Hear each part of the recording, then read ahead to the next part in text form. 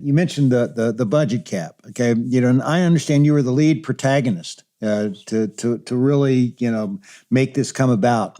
Why did you think it was important, and what was your biggest challenge in taking people with you to get that done? Yeah, that was a huge, and we were lucky on timing from a COVID point of view. Obviously, COVID was a terrible thing, but it put the sport under an immense amount of pressure. And that was right when we were talking through the budget cap, which was actually going to be significantly higher. So we got a little bit lucky with the timing because it allowed me to push even harder to get the budget cap down. And at the end of the day, why is the NFL probably the best business model and why you can have a small market team beat a big market team, why you don't have the same team that wins 10 in a row?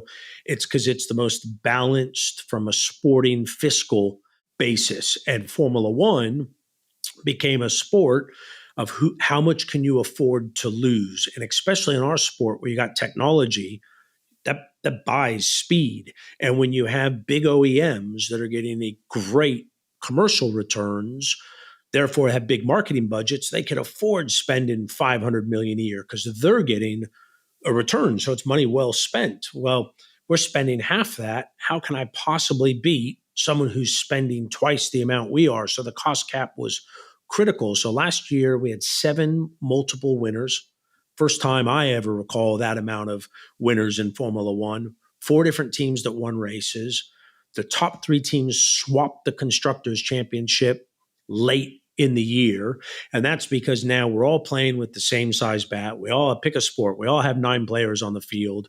Where the sport was pre-cost cap is some teams had 5 players on the field. Some teams had 15 players on the field, and they were all stars. And now we've got sporting parity, and that's driving competition on track. And I always felt that then comes down to may the best team win, the best culture, who does the best job, not who doesn't spend the most amount of money, because I knew I couldn't compete with who can spend the most amount of money, but I felt I could compete with who can put the best racing team on the field. Yeah, it makes a lot of sense. But how'd you get these guys who had all the money to agree with? Well, it was fortunately, so it was very difficult because there were 3 teams that were outspending everybody. So you can imagine their starting point was no way. Then they kind of started to roll in with, having their own fiscal, responsibilities.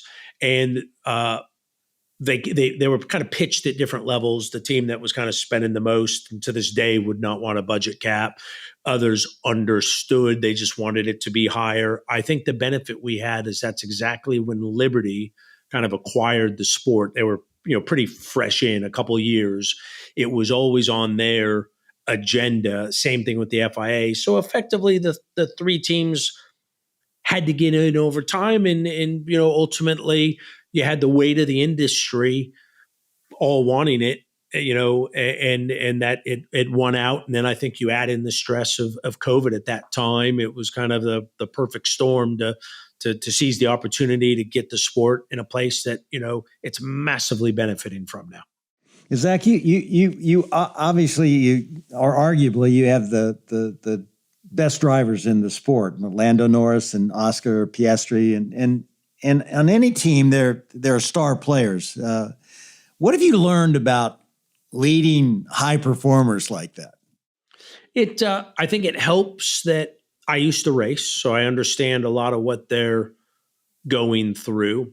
It's all about transparency, being fair, being equitable, and we're going to make mistakes, and we haven't talking about them. So when we have upgrades on the car, and we can only give them to one driver for a race because 2 aren't ready, we tell them why. We don't let them find out by reading a sheet. Oh, he's got a new front wing. I don't. So we give them the rationale. We keep score. Hey, next time we get a new development, or, we're in a position where one driver gets a benefit, the other can't. We kind of keep score.